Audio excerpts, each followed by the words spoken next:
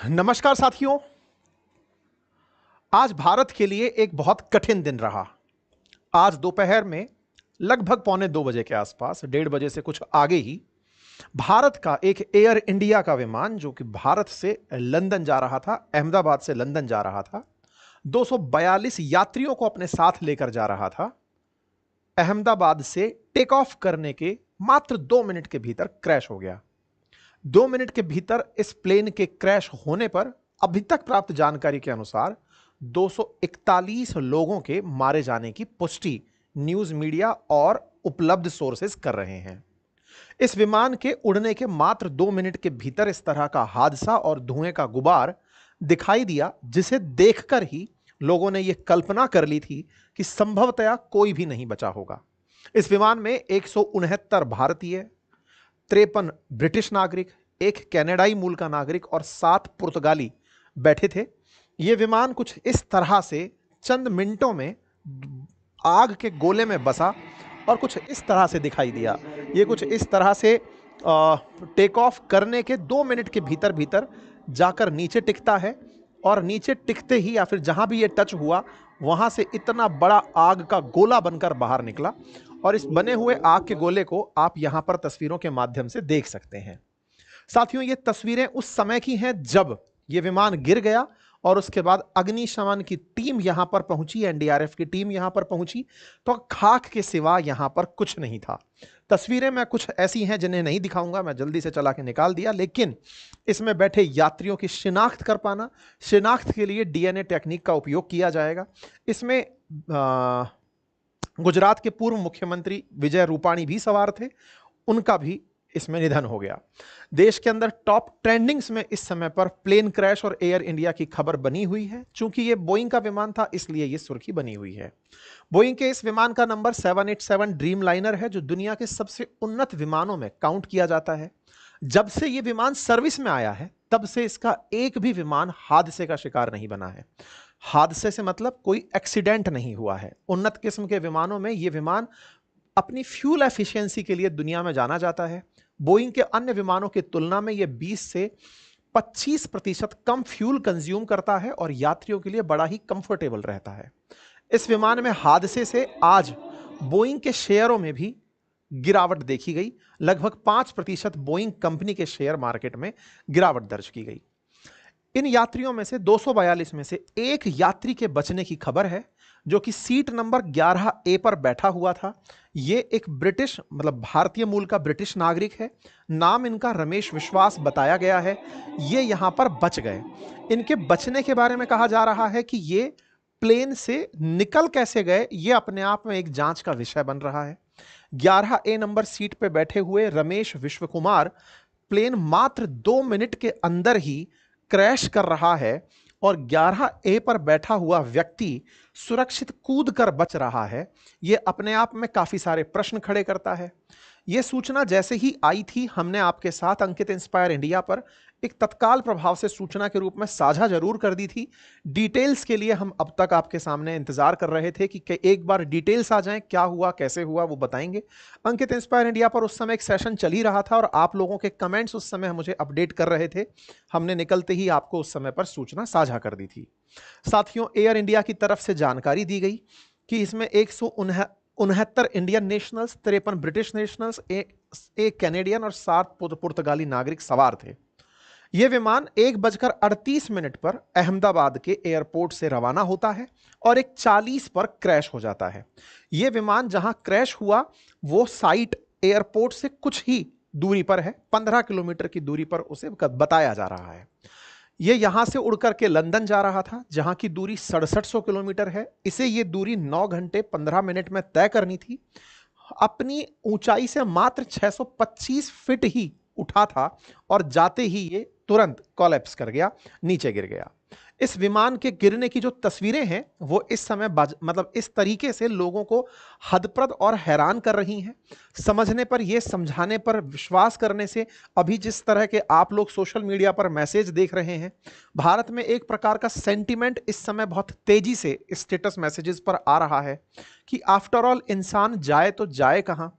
कहीं पर स्टैम्पिड हो जा रहा है, जिस तरह से अभी आरसीबी के केस में हुआ, बेंगलोर के अंदर स्टैम्पिड हो गया, लोग खुशियों में शामिल होने गए थे, वहां दुर्घटना हो गई, धार्मिक यात्राओं पर गए, वहां दुर्घटनाएं हो जा रही हैं।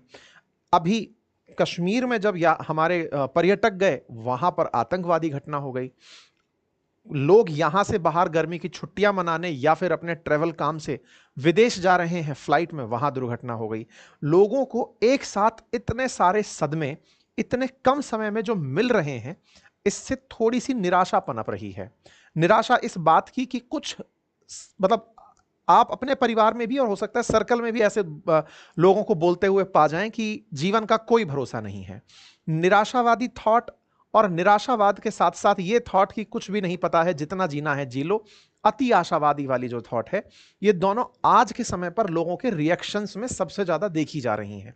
हो सकता है आपने भी कुछ ऐसे ही मैसेजेस आपके पास देखे हों आसपास के लोगों के साथ, क्योंकि जब व्यक्ति अत्यधिक कष्ट में होता है या ऐसा कष्ट जिसे वो डिफाइन नहीं कर पा रहा होता है, उस डिफाइन ना किए जाने वाले कष्ट को वो यही कहकर काट रहा होता है। इस घटना ने लगभग हर उस व्यक्ति को छू लिया जो कभी भी अपने घर से कहीं बाहर जाने की सोचता होगा। इस घटना ने इस अनप्रेडिक्टेबिलिटी को बहुत ऊंचाई दे दी कि जीवन में कुछ नहीं पता है, कब जीवन खाक हो जाए, कब राख हो जाए। इस तरह के जो दृश्य थे जिसमें हर कुछ चीज आपको धुएं में उभरती हुई दिखी, जीवन के प्रति एक निराशा का भाव ये घटना लोगों के अंदर पैदा कर गई। खैर, फिलहाल के लिए ये जो तस्वीरें हैं ये बताने के लिए पर्याप्त हैं कि जो इसमें सवार थे उनके साथ अंत में क्या हुआ होगा। आप सोच करके भी मतलब अंदर से हृदय टूट रहा है विचार करने से भी कि यहाँ जो ये राख है ये केवल विमान की नहीं, इसमें बैठे ना जाने कितने मासूमों की है जिन्हें ये नहीं पता था कि अगले 2 मिनट बाद क्या होना है। इनके जाते समय इनको जो छोड़ने आए थे लोग, संभवतः वो भी अपने घर नहीं पहुंचे होंगे, उससे पहले इस दुर्घटना की खबर आ गई होगी। जिन्होंने इंतजार करना था किसी का कि जब वो लंदन पहुंचेंगे उन्हें रिसीव करेंगे, उनके साथ क्या हुआ होगा, ये सब कल्पनाएं लोगों के मन में बहुत गहरा और निराशावादी व्यवहार उत्पन्न कर रही हैं। एक तस्वीर आई जो अपने आप में बताने के लिए पर्याप्त है। 1:38 पर ये एयरपोर्ट के स्क्रीन पर लगा हुआ कैमरा है, एयरपोर्ट में लगा हुआ कैमरा है। ये विमान बढ़िया से यहां से टेक ऑफ कर रहा है, आप इसे टेक ऑफ करते हुए देख रहे हैं। और 1:38 के आसपास ये विमान जब यहां से उड़ रहा है और उड़ने के बाद जैसे जैसे स्पीड पकड़ के थोड़ा हाइट पर जा रहा है, थोड़ी ही देर में फिर ये नीचे की तरफ आता हुआ दिखाई देने लगता है। ऐसा लग रहा है कि ये दोबारा लैंडिंग का प्रयास कर रहा है। आप में से बहुत सारे साथी इस दृश्य से अपने आप को रिलेट कर सकते हैं कि जब हम कई बार अपनी तरफ से हवाई जहाज बनाकर उड़ाते थे, ये कुछ वैसा दृश्य था कि ये विमान उठा और उठ करके उठने का प्रयास तमाम किया, लेकिन बस उठ नहीं पाया। और इसके ना उठ पाने के बाद ये जमीन पर जा गिरा और जा गिरने के बाद कुछ इस तरह से आग का गुबार निकल आया। इस आग के गुबार से लगा एक बार के लिए कि ये कोई बम सा फटा है। इस दृश्य को जो भी देख रहा है वो समय के महत्व को और समय के ऊपर जो चिंतन है उसे बहुत गहराई से समझ रहा है। जिस तरह का हादसा हुआ उससे एक और तथ्य जुड़ा है और वो ये है कि ये विमान जहां गिरा वो एक रिहायशी इलाका था। असल में वो एक मेडिकल कॉलेज था और उस मेडिकल कॉलेज के अंदर ये हॉस्टल का सीन है जहां जाकर ये गिरा। वहां पर रेजिडेंट डॉक्टर रहा करते थे। रेजिडेंट्स के इस हॉस्टल में जहां जाकर ये गिरा, वहां पर लगभग 50-60 रेजिडेंट डॉक्टर उस समय खाना खा रहे थे। अभी उनके बारे में कोई भी जानकारी प्रॉपर नहीं आई है। कुछ मीडिया रिपोर्ट्स का कहना है शायद वो डॉक्टर्स भी इस दुर्घटना के बाद ना बचे हों। हालांकि इस बात को अभी हम क्लेम नहीं कर रहे हैं। प्रशासन जब तक जानकारी नहीं दे देता तब तक हम उनकी शुभकामनाएं ही प्रेषित करते हैं, वो सब सुरक्षित हों ऐसी हम कल्पना करते हैं। उसके बाद अफरा तफरी और हॉस्पिटल के अंदर का जो ये दृश्य है, हॉस्टल के बाहर का जो ये दृश्य है, जो ये बताने के लिए पर्याप्त है कि ये जहां गिरा वहां जो भी रहा होगा संभवतया वो आग में उस घुटन में बच नहीं पाया होगा। आग के बाद जो बचा हुआ मलबा है या फिर इसके बाद जो उठी हुई राख है वो यहाँ पर दृश्य में दिखाई दे रही है। यहाँ के दृश्य अपने आप में ये बताने के लिए पर्याप्त हैं कि यह मलबा कितना भीषण तरीके से कन्वर्ट हुआ है। दो बड़े सवाल यहाँ पर उत्पन्न हो रहे हैं। ये विमान जब क्रैश हुआ है तो इस विमान के क्रैश होने के बाद में इतना भारी भरकम विमान और कचरा बिल्कुल ऐसे जैसे प्लास्टिक का कचरा बन गया हो, ऐसा कचरा बनकर कूड़ा सा बनकर के दिखाई दे रहा है। इतना बड़ा विमान इस तरह के मलबे में कैसे कन्वर्ट हुआ? तो मैं यहां पर एक तथ्यात्मक जानकारी आपको दे देता हूं। यह विमान बहुत हल्के विमानों में कंसीडर किया जाता है। इसके अंदर फ्यूल एफिशिएंसी यानी कि ईंधन के प्रति जो इसके अंदर भाव है कि ये 20% ज्यादा एफिशिएंट है। ये बिल्कुल ऐसे है जैसे आप फोर्ड की कार वर्सेस मारुति को जब कंपेयर करते हैं तो आप पाते हैं कि फोर्ड की कारों के मुकाबले मारुति कार, मतलब स्विफ्ट का कंपैरिजन फोर्ड फिगो जैसी कार से करते हैं तो पाते हैं 200 किलो वजन कम है तो उसकी एफिशिएंसी, फ्यूल एफिशिएंसी स्विफ्ट की ज्यादा आती थी। एग्जैक्टली ये भी वजन के पैमाने पर ऐसा ही था। ये और विमानों से लाइट वेट होने के कारण फ्यूल एफिशिएंट ज्यादा था। ये इतना ज्यादा फ्यूल एफिशिएंट था कि एक बार में लगभग 1.25 लाख लीटर के आसपास इसके अंदर जो तेल भरा जाता था उससे ये 14,000 किलोमीटर की यात्रा कर पाता था। और 14,000 किलोमीटर की यात्रा से ये एक ही बार में न्यूयॉर्क या टोक्यो जैसे शहर में सीधा लैंड हो सकता था। मतलब इसकी फ्यूल एफिशिएंसी इसे 20% ज्यादा फ्यूल एफिशिएंट बनाने के कारण लंबी यात्राओं पर ले जाती थी। अब ये फ्यूल एफिशिएंट क्यों था? हल्का था। हल्का क्यों था? क्योंकि ये कार्बन फाइबर से बना हुआ था। इसके अंदर का अधिकांश मटेरियल जो था वो कार्बन फाइबर से था, जो इसे लाइट वेट बनाता था। और वही कार्बन जो कोयले में होता है, मतलब कार्बन के अपर रूप हैं, एलोट्रॉप्स हैं, उनमें से कार्बन फाइबर यहां कुछ इस तरह से मलबे के अंदर राख में तब्दील हुआ दिखाई दिया। बाहर का जो कैबिनेट है वो भले ही यहां पर ढांचे के रूप में दिखाई दिया हो, अंदर यहां से कुछ नहीं बचा। कुछ बचा है तो यहां पर उसका लोगो वाला टेल बचा है, कुछ बचा है तो उसके पीछे की वो दुना, मतलब जहां से इसका पीछे का जो हिस्सा होता है वो यहां पर बचा हुआ दिखा है। कुछ इस तरह के दृश्य बाद में दिखाई दिए। कल्पना वालों ने सब अपनी अपनी कल्पनाएं की, लेकिन इस बीच में कुछ प्रश्न यहां पर लोगों ने अपने तरह से बनाने शुरू किए।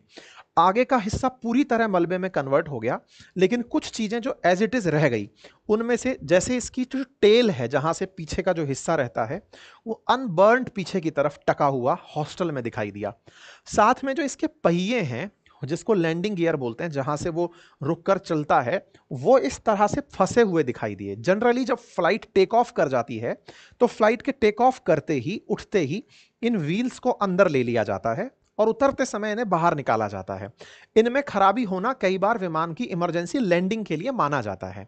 अगर ये विमान के अंदर नहीं जा रहे होते तो खुद पायलट इसको वापस इमरजेंसी लैंडिंग में लेकर आते हैं और इस प्लेन को पूरी तरह उतारते हैं, क्योंकि अगर ये बाहर लटके रहे तो विमान अच्छी गति नहीं कर पाएगा और उसकी गति बिगड़ेगी। इसलिए ये भी एक कयास लगाया जा रहा है कि ये सही से क्या काम नहीं कर रहे थे, या लैंडिंग गियर्स को भी वापस लेने का समय नहीं मिला। उसी से पहले मे डे कॉल हो गया। मे डे बोले तो आपातकाल, मे डे बोले तो हेल्प हेल्प हेल्प। इस तरह की जो बातें हैं वो पायलट ने बोल दी थी। ये जो दृश्य हैं ये बहुत सारे प्रश्न खड़े कर रहे हैं, लेकिन जिस दृश्य ने सबको स्तब्ध किया है वो ये भी है कि लोगों के यहाँ पर जो डॉक्टर्स जो खाना खा रहे थे, उनकी मैस की प्लेट्स में भोजन अभी तक रखा है। यहाँ पर जिस तरह से ये सब बिखरा हुआ खाना आपको दिख रहा है, इससे ये प्रश्न खड़ा होता है कि पता नहीं यहाँ पर जो डॉक्टर्स थे उनके साथ क्या हुआ। अभी जिस तरह के दृश्य हैं उनको देखते हुए कयास लगाना मुश्किल है। मीडिया रिपोर्ट्स इस तरह का क्लेम कर रही हैं अभी, लेकिन हम फिर भी अंतिम रिजल्ट का इंतजार करेंगे। कामना करते हैं कि वे सभी स्वस्थ हों और सुरक्षित हों। यहां पर कुछ इस तरह से मलबे के निशान दिखाई दिए। अब इसको हम थोड़ा सा मैप के माध्यम से भी समझने का प्रयास करते हैं।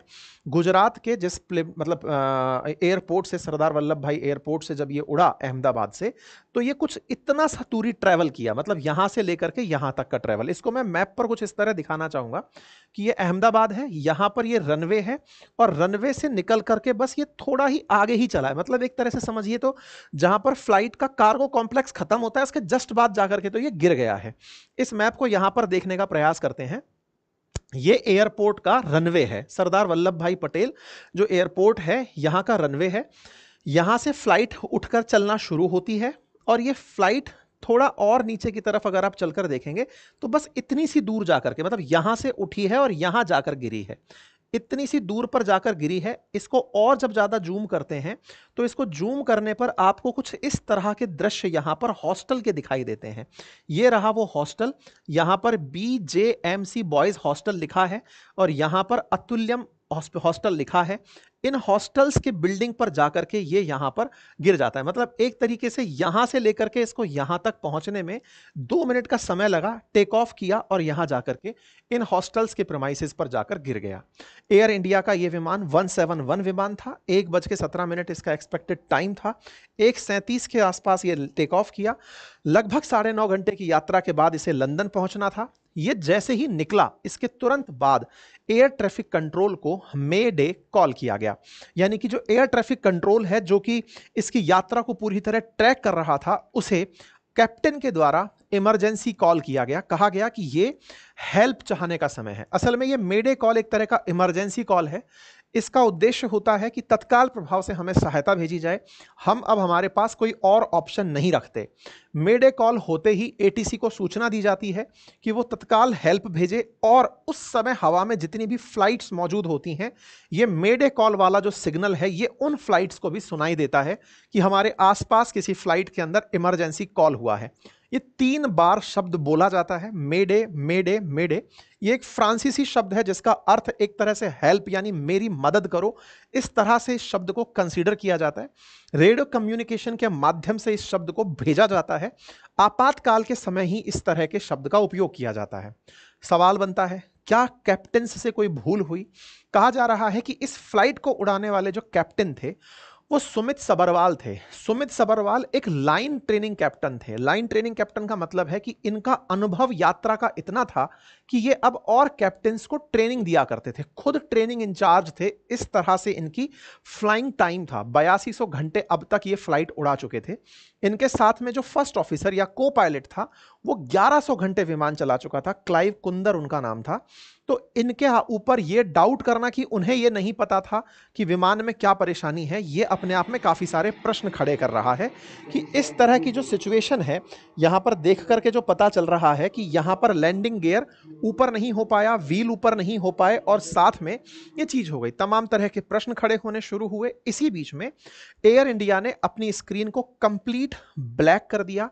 एयर इंडिया की तरफ से सारी सूचनाएं जारी की गई, कौन कौन यात्री इसमें सवार थे। विजय रूपाणी जी का नाम भी निकल करके आया जो कि गुजरात के पूर्व सीएम हैं। इनका भी निधन होने की यहां पर पुष्टि हुई। टाटा ग्रुप चूंकि एयर इंडिया को ऑपरेट करता है, इसलिए उन्होंने हर मृतक के परिवारजनों को 1 करोड़ रुपए की सहायता देने की घोषणा की है। साथ में उस हॉस्टल के निर्माण का भी अनाउंसमेंट किया है और जो घायल हैं, जो इस समय पीड़ित हैं, उनकी मदद का भी इन्होंने अपनी तरफ से अनाउंसमेंट किया है।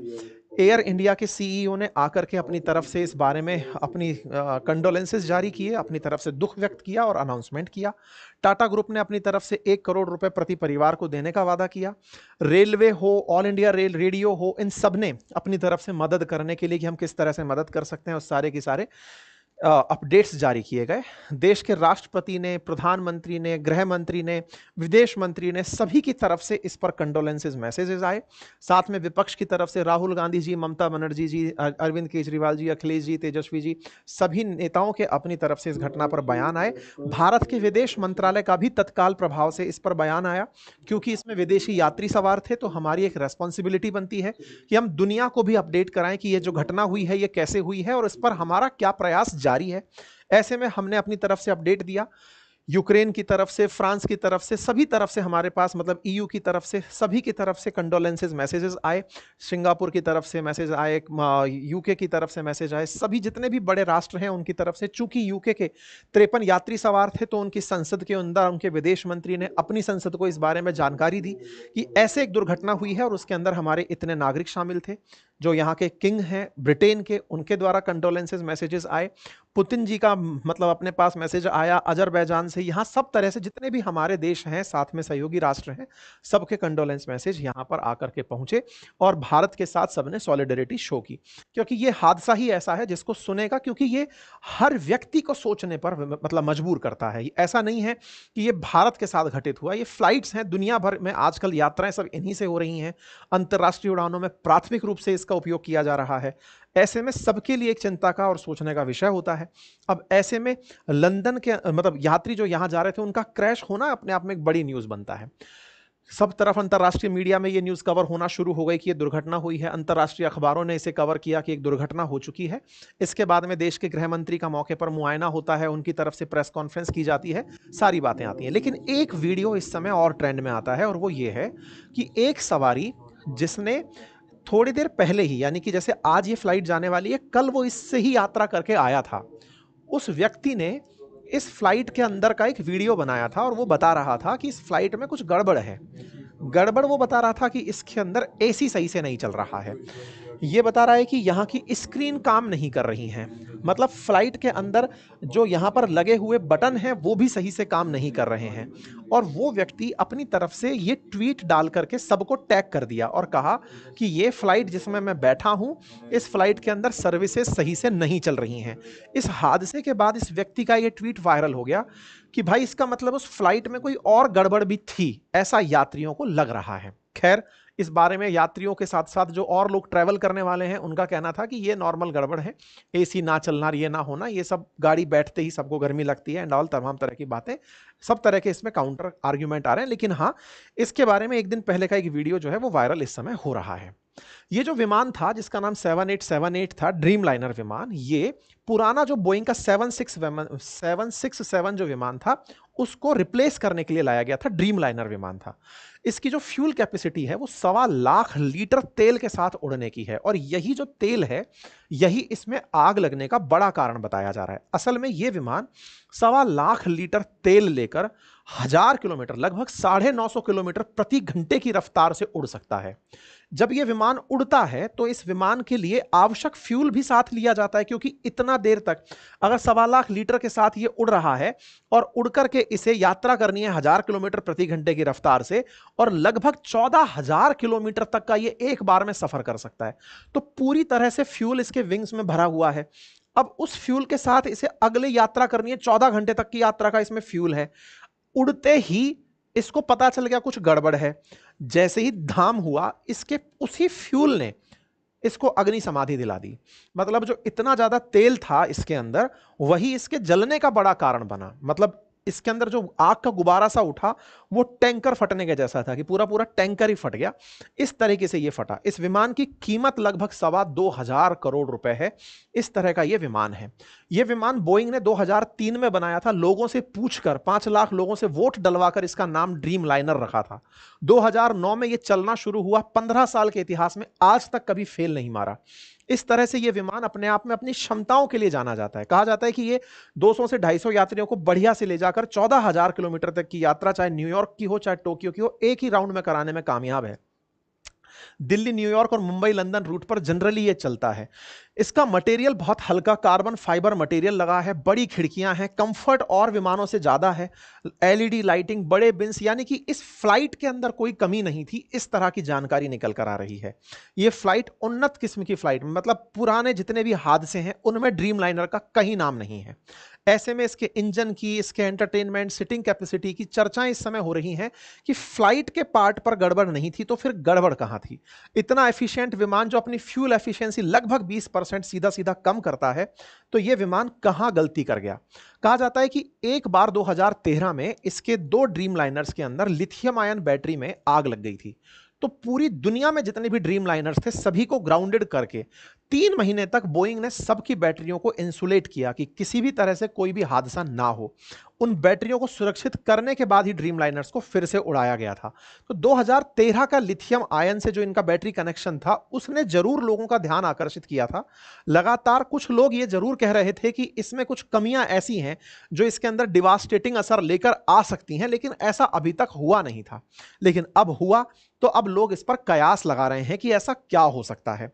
कुछ लोगों का मानना क्या है कि कई बार जब फ्लाइट उड़ती है तो अपने साथ में सामान लेकर उड़ती है। अच्छा, जब आप लंबी यात्राओं पर होते हैं तो अपने साथ कैबिन बैगेज लेकर चल रहे होते हैं। 250 यात्री हैं, 1.25 लाख लीटर तेल भरा हुआ है। सभी यात्री कम से कम 20-50 किलो जो भी वजन अपने साथ यात्रा में ले जाना चाहते हैं वो वजन होता है।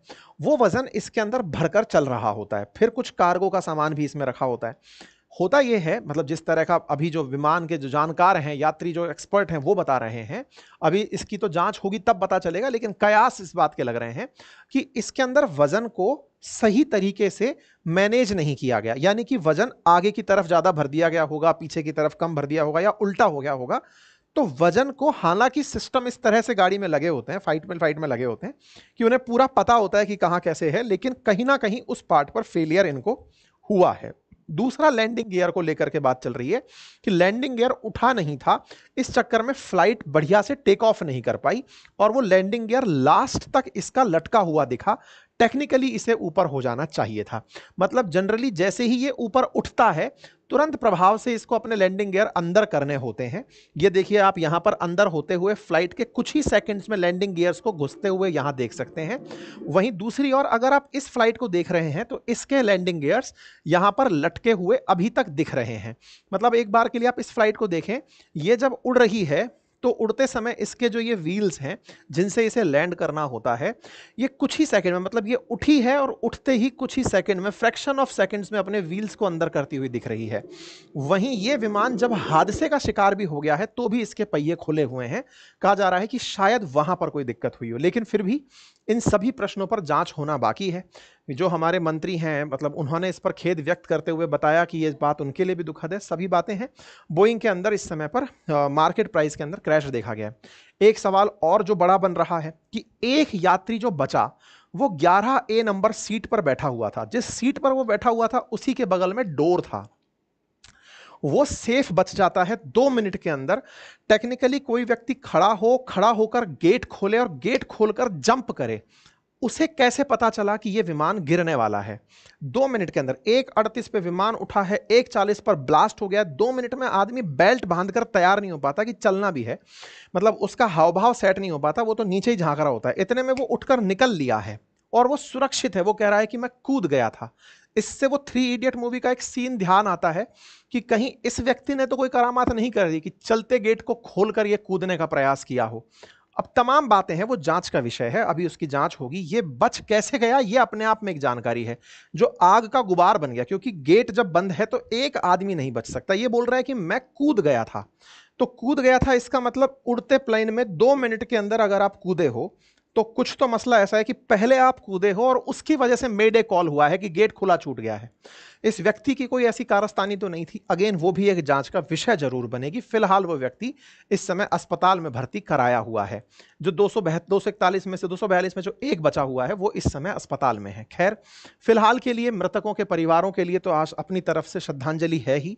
पूरा अंकित परिवार स्तब्ध है। आप सभी जितने भी मेरे साथी मित्रगण और लिसनर्स हैं, हम सभी अपनी तरफ से ईश्वर से प्रार्थना करते हैं कि उन सभी शोक संतप्त परिवारों को ताकत दे और सबको इस विपरीत काल से लड़ने की क्षमता दे। साथियों, इतिहास बताता है कि अब तक के जितने बड़े हादसे हुए हैं उनमें से नवंबर 1996 में एक बार ऐसा हादसा हुआ था जब इससे ज्यादा लोग मरे थे। 2 विमान आपस में टकरा गए थे हरियाणा के अंदर।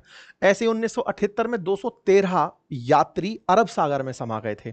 ऐसे ही कर्नाटक में 158 यात्रियों की मौत हुई थी। कुछ आज के दिन पुराने इतिहास को खंगाल कर निकाला जा रहा है कि कब कब इतने बड़े हादसे हुए जिसमें इतने लोगों की जान गई हो। इन हादसों में यह निश्चित ही दुनिया भर के बड़े हादसों में टॉप 10 बड़े हादसों में शुमार किया जाएगा और निश्चित ही ये अपने आप में एक बड़ा लर्निंग लेसन बनेगा। फिलहाल के लिए इतना ही। बाकी आप अपना ख्याल रखें और मजबूती से डटे रहें। धन्यवाद।